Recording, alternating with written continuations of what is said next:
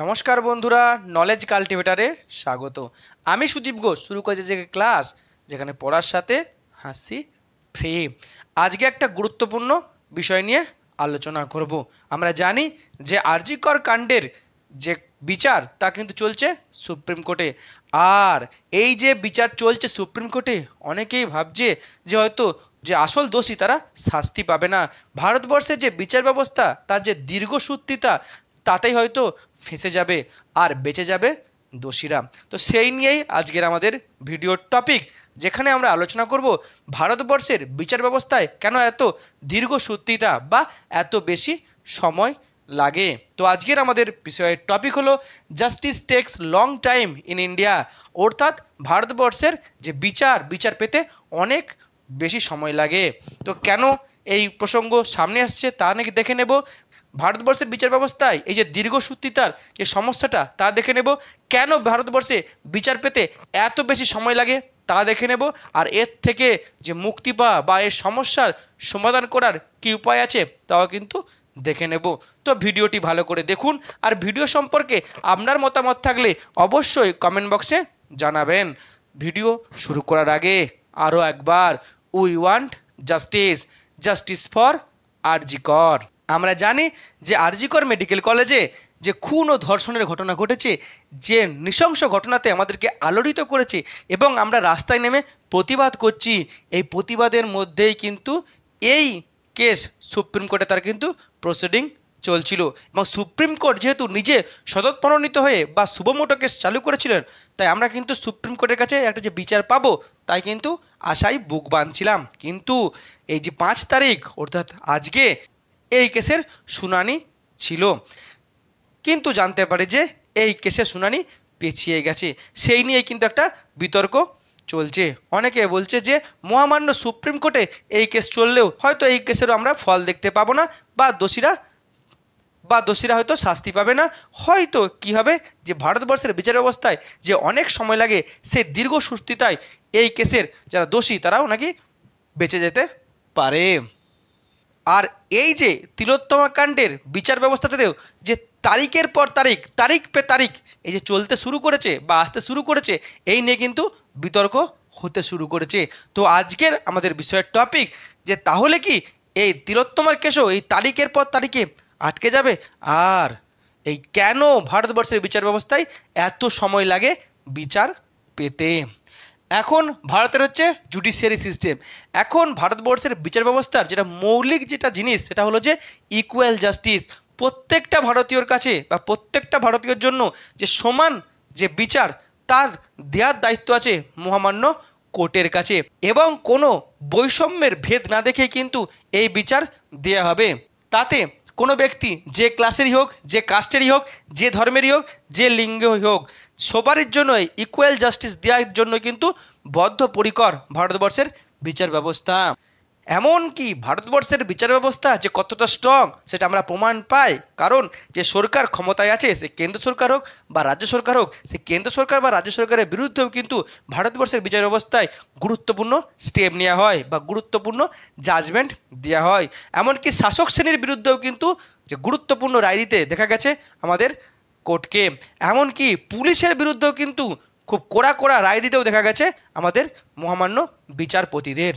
কিন্তু ভারতবর্ষের বিচার ব্যবস্থা এত স্ট্রং আমরা বলছি, কিন্তু সবথেকে যেটা গুরুত্বপূর্ণ সেটা হলো ভারতবর্ষে বিচার পেতে অনেক সময় লেগে যায়, যেটা একটা বিরাট বড় প্রবলেম। আর এই নিয়ে কিন্তু ভারতবর্ষে যে সমস্ত প্রাক্তন যারা মহান বিচারপতিরা ছিলেন, মাননীয় বিচারপতিরা, তারাও কিন্তু এই প্রসঙ্গটি তুলে ধরে গেছেন। এমনকি বিভিন্ন বিশেষজ্ঞও কিন্তু ভারতবর্ষের এই স্ট্রং যে জুডিশিয়ারি সিস্টেম, সেখানেও যে এই যে দীর্ঘসূত্রিতা, সেটাকে কিন্তু একটা বিতর্কিত টপিক বলে বা বিতর্কিত বিষয় বলে তারা দাবি করেছেন। এখন আমরা জানি যে দিল্লির যে নির্ভয়া কাণ্ড হয়েছিল, সে যে নির্ভয়া কাণ্ডের যে ঘটনা, যে নৃশংস ঘটনা আমাদেরকে এর আগেও আলোড়িত করেছিল, সেই নির্ভয়া কাণ্ডে কারা কারা দোষী ছিল সবাই জানতো, কিন্তু এই নির্ভয়া কাণ্ডের বিচার পেতে 8 বছর লেগে গিয়েছিল। আর সেই নিয়ে কিন্তু আমাদের মনের মধ্যে একটা সন্দেহ বাসা বাঁধছে, তাহলে কি তিলোত্তমা কাণ্ডেও বিচার পেতে এরকম 8 বছর 10 বছর লেগে যাবে? আমরা যে রাস্তায় নেমেছি, তাহলে কি সেই রাস্তার নামার কোনো কাজ হবে না? সেই নিয়ে কিন্তু একটা আমাদের মানুষের মধ্যে ভয় জমছে।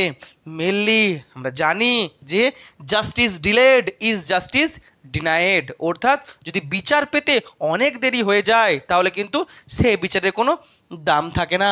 আর এই জন্যই কিন্তু সবথেকে গুরুত্বপূর্ণ সমস্যা হয়ে দাঁড়িয়েছে এই ভারতবর্ষের বিচার ব্যবস্থায় অনেক দিন সময় লাগে বিচার পেতে। এর ফলে কি হয়, যখন একটা ঘটনা ঘটে সেই ঘটনাটা ঘটার সঙ্গে সঙ্গে মানুষের মধ্যে যে রাগ, একটা উত্তেজনা যেটা তৈরি হয়, সেটা এই বিচারের যে দীর্ঘসূত্রিতা তার কারণে কিন্তু সেটা কিন্তু স্থিমিত হয়ে যায়। এমনকি যারা ভিকটিম হয়, যারা আদালতে যায়, আদালতে বিচার পাওয়ার জন্য যায়, আদালতের দিকে তাকিয়ে থাকে, তারাও মূল বিষয়টিকে বা কেসটিকে ভুলে যেতে শুরু করে, কারণ যত সময় যায় তত কিন্তু তার গুরুত্ব কমতে থাকে।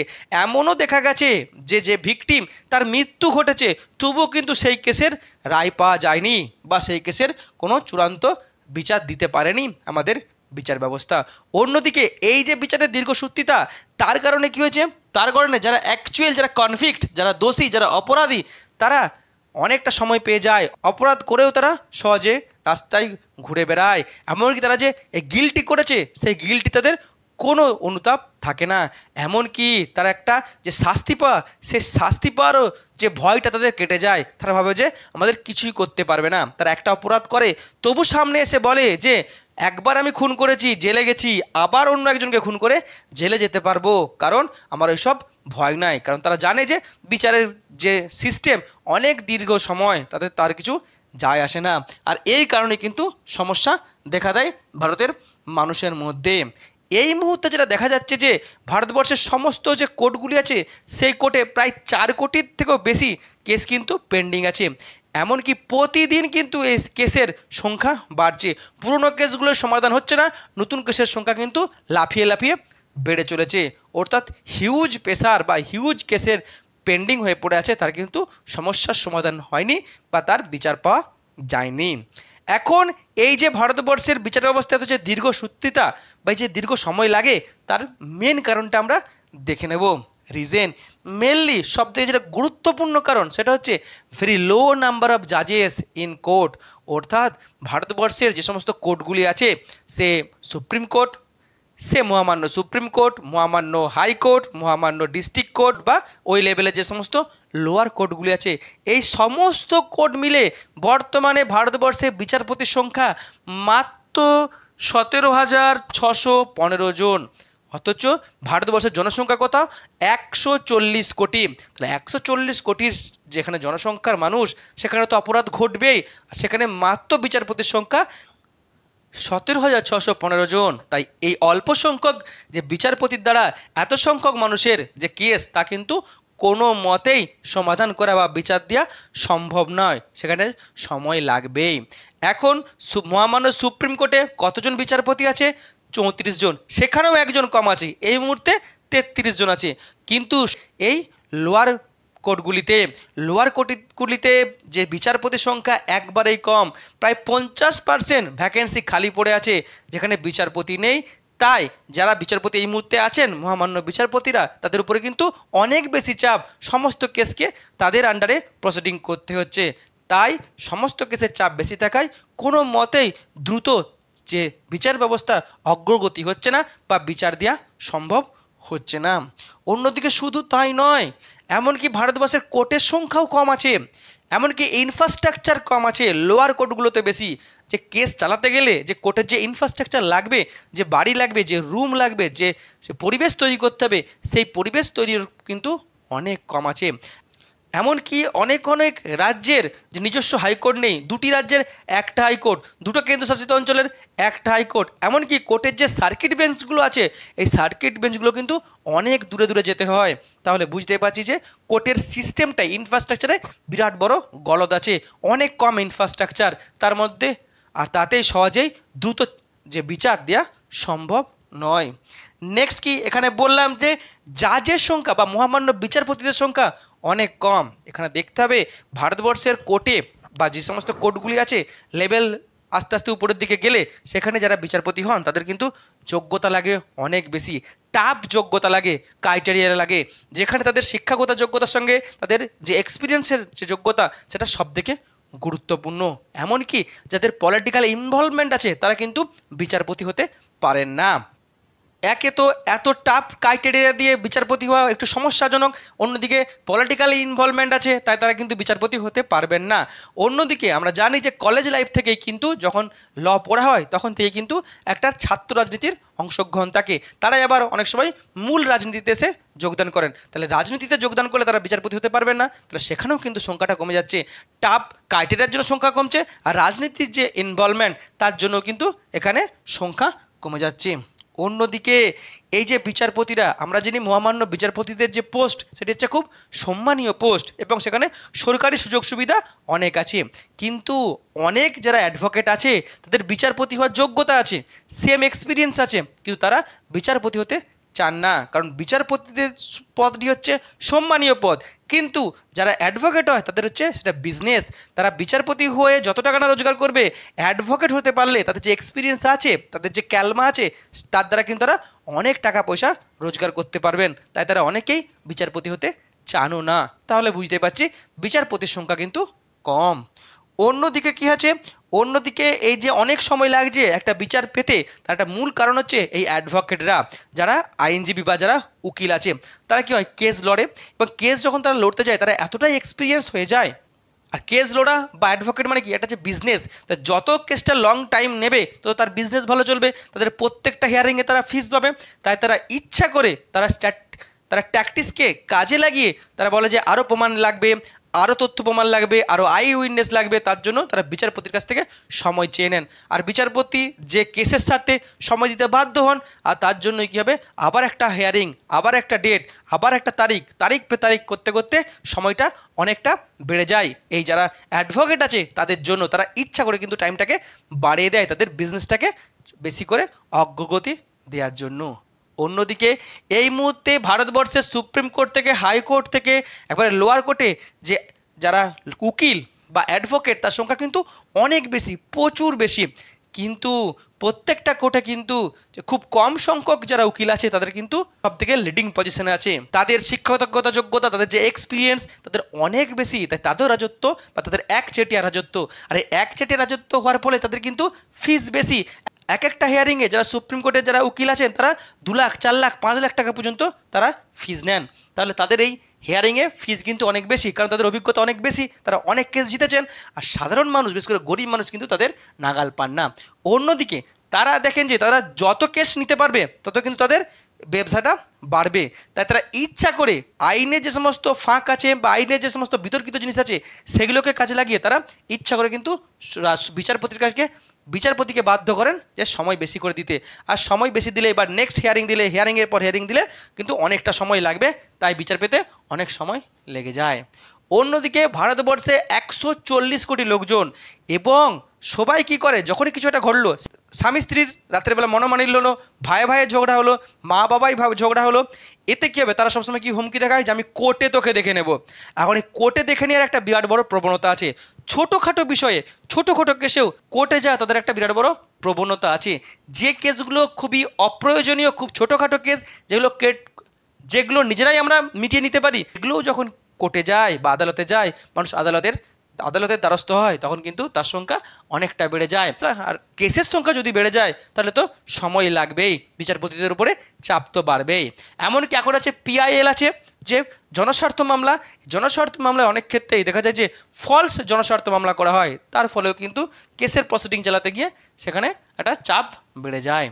অন্যদিকে সরকার, সে কেন্দ্র সরকার হোক রাজ্য সরকার হোক, তারা যখন শাসন করে, তারা যখন ল অ্যান্ড অর্ডার মেনটেন করে, তারা কিন্তু এটা নিউট্রালি করে না, নিরপেক্ষভাবে করে না, তারা সবসময় যারা বিরোধী আছে, যারা সাধারণ মানুষ আছে, তাদের উপর তারা যে বঞ্চনা করে, তাদের উপর তারা অত্যাচার করে, এমনকি তারা দুর্নীতি করে।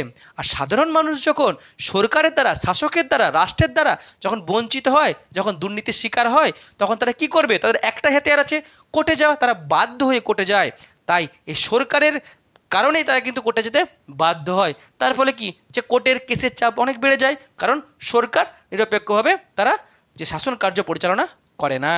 অন্যদিকে একই সরকার মানি যে রাষ্ট্র মানি পুলিশও দেখা যায় যে পুলিশের হাতে সব থেকে গুরুত্বপূর্ণ যে ক্ষমতা দিয়ে আছে ল অ্যান্ড অর্ডার মেনটেন করার জন্য, কিন্তু police law and order maintain করতে বারবার ব্যর্থ হয়, শাসকের তারা পা চাটে, তার ফলে যখন কোনো ঘটনা ঘটে পুলিশ ঠিক টাইমে এফআইআর করে না, ঠিক টাইমে তারা স্টেপ নেয় না, লিগাল স্টেপ নেয় না, এবং অযথা মানুষকে হেনস্থা করে, ইনভেস্টিগেশনে তারা গলত দেখায়, রুলিং পার্টিকে তারা ছেড়ে দেয়, বিরোধী পার্টির উপর তারা অতি সক্রিয় হয়, সাধারণ মানুষকে তারা হেনস্থা করে। তার ফলে সাধারণ মানুষ কী করবে? যখনই তারা বঞ্চিত হচ্ছে, যখনই তারা অত্যাচারিত হচ্ছে, তাদের একটাই দরজা খোলা আছে আমাদের সংবিধানে, সেটা হচ্ছে কোর্ট। তারা কোর্টে যায়, আর কোর্টে গেলেই সেখানে কেসের সংখ্যা বাড়ে। তাহলে এই যে সরকার বা পুলিশও কিন্তু এখানে সরাসরি দায়ী এই দীর্ঘসূত্রিতার জন্য। অন্যদিকে আর কি আছে, মহামান্য বিচারপতিরা তাদেরও কিন্তু অনেক সমস্যা থাকে, তাদের শারীরিক সমস্যা থাকে, তার ফলে হিয়ারিং পেছিয়ে যায়। এখানে এই যে আরজিকর কাণ্ডের যে হিয়ারিং পেছিয়ে গেছে, ওখানে বলা হয়েছে যে মাননীয় প্রধান বিচারপতি ডিওয়াই চন্দ্রচূড়ের শারীরিক অসুস্থতার কারণে পেছিয়ে দেওয়া হয়েছে। অন্যদিকে কারো ফ্যামিলিগত প্রবলেম থাকতে পারে, এমনকি অনেক বিচারপতিরা আছে নিজেদের কারণে তারা যে কেস থেকে সরে দাঁড়ায়, তাদের অধিকার আছে কেস থেকে সরে দাঁড়ানোর। আর যখনই কেস থেকে সরে দাঁড়াচ্ছে, অন্য একজন বিচারপতির আন্ডারে যাচ্ছে, আবার প্রসিডিং নতুন করে শুরু করতে হচ্ছে, আর তার ফলেই কিন্তু এখানে সময় অনেক বেশি নিতে হচ্ছে বিচার দিতে। অন্যদিকে আর কি হয়, আমরা জানি যে আমাদের যেমন অফিস আদালতে যেমন ছুটি আছে, তো কোর্টেরও সেরকম ছুটি আছে, শনিবার রবিবার ছুটি আছে। কিন্তু ভারতীয় কোর্টে এত কেস যে পড়ে আছে, সেখানে ছুটি দেওয়া চলবে না। ছুটি না দিয়েও যদি কেসগুলোর হিয়ারিং হয়, তাহলেও কিন্তু সেটাকে সম্পূর্ণ বিচার দিতে অনেক সময় লেগে যাবে। অন্যদিকে যদি ছুটি যদি থাকে, তাহলে কোর্টের কোনো প্রসিডিং হচ্ছে না। অন্যদিকে আর কী হয়, সামার ভ্যাকেশন থাকে কোর্টে। এমনকি আমাদের যে কোভিড মহামারী চলেছিল, কোভিড মহামারীর সময়ও কিন্তু এই কোর্টের প্রসিডিং বন্ধ ছিল। তার ফলে কী হয়েছে, সময়ের যে সময়টা লাগতো আরও বেশি করে সময় লাগছে, অর্থাৎ বেড়ে যাচ্ছে।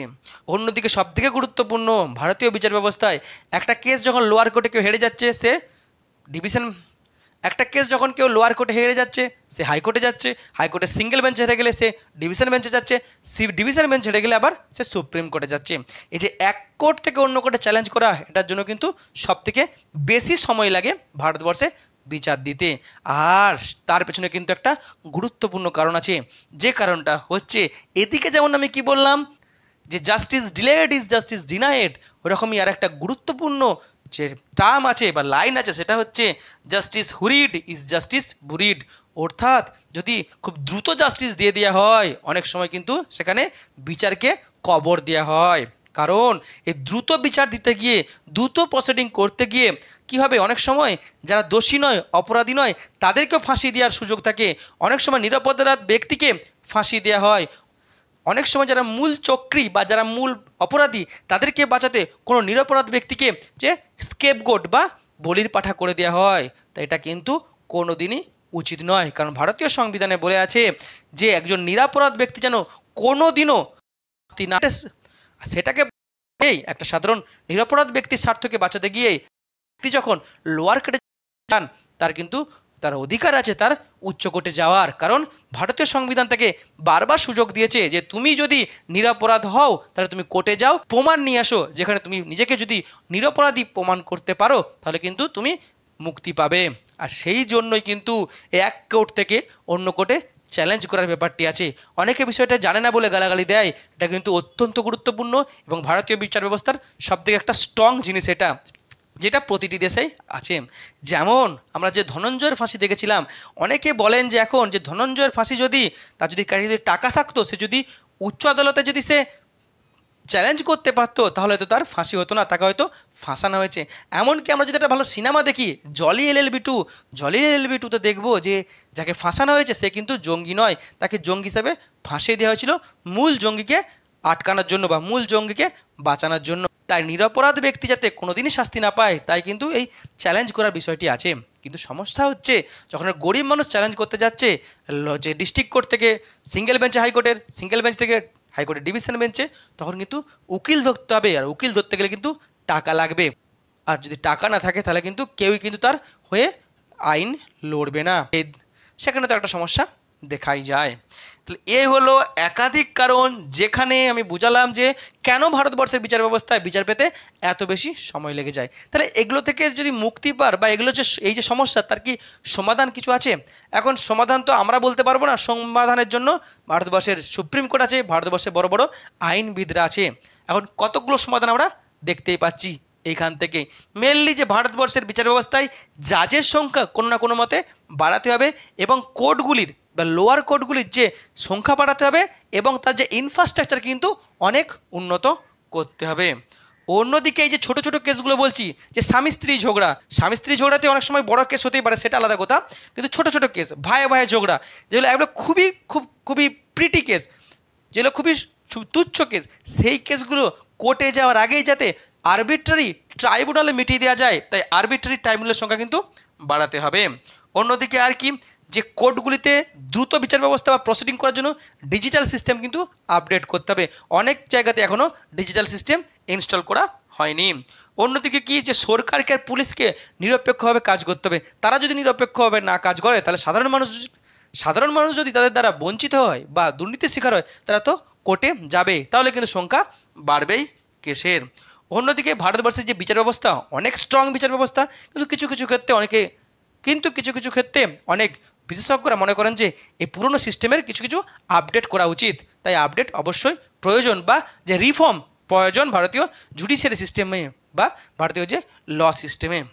অন্যদিকে আর একটা কি, যে সমস্ত অ্যাডভোকেটরা কেস লড়ছেন, তারা তাদের যে ব্যবসার জন্য অনেক সময় তারা ডেটের পর ডেট তারা চেয়ে বসেন বিচারপতির কাছে, আর মহামান্য বিচারপতি ডেট দিতে বাধ্য হন। তাই অ্যাডভোকেটরা যাতে শুধুমাত্র ব্যবসার স্বার্থে এই ডেটের পর ডেট না চায়, সেদিকেও কিন্তু তাদেরকে একটু উদ্যোগী হতে হবে। অন্যদিকে যে কেসগুলো খুবই গুরুত্বপূর্ণ কেস, যে নিয়ে বিরাট বড় আন্দোলন হয়, বিরাট বড় ক্ষোভ দেখা দেয় মানুষের মধ্যে, যেমন ধর্ষণের কাণ্ড, এই সমস্ত কেসের জন্য ফাস্ট ট্র্যাকের সংখ্যা বাড়াতে হবে। ফাস্ট ট্র্যাক কোর্টের সংখ্যা যদি বাড়ানো যায়, তাহলে এই সমস্ত বিষয়ে দ্রুত বিচার দেওয়া সম্ভব। এই হলো সলিউশন, কিন্তু এই সলিউশন রাতারাতি সম্ভব নয়, একদিনে সম্ভব নয়, হঠাৎ করে সম্ভব নয়। এই সলিউশন দিতে গেলে আমাদের বড় বড় বিশেষজ্ঞদেরকে নিয়ে বিরাট বড় কমিটি তৈরি করতে হবে এবং সেই কমিটিকে সঠিকভাবে ইমপ্লিমেন্ট করতে হবে। একদিনে কোনো দিনই সম্ভব নয়, একবারে যে অসম্ভব তাও নয়, সম্ভব, কিন্তু একটু সময় লাগবে আর আরও বিচক্ষণতা প্রয়োজন। তবেই কিন্তু ভারতবর্ষের এই জুডিশিয়ারি সিস্টেমের সমস্যাকে সমাধান করা যাবে। এই হলো আজকের ভিডিও, যেখানে আমি টোটাল বিষয়টিকে সুন্দরভাবে তুলে ধরার চেষ্টা করলাম। এখন আপনার কি মনে হয় ভারতবর্ষের এই বিচার ব্যবস্থা চেঞ্জ করা উচিত, বা যদি অন্য কোনো মতামত থাকে অবশ্যই কমেন্ট বক্সে জানাবেন। ভিডিওটি এখানে শেষ হলো। ভিডিওটি যদি ভালো লাগে অবশ্যই লাইক, কমেন্ট, শেয়ার এবং চ্যানেলটি সাবস্ক্রাইব করতে ভুলবেন না। আবার দেখা হবে নতুন একটি ভিডিওতে। ততক্ষণ পড়তে থাকো, হাসতে থাকো।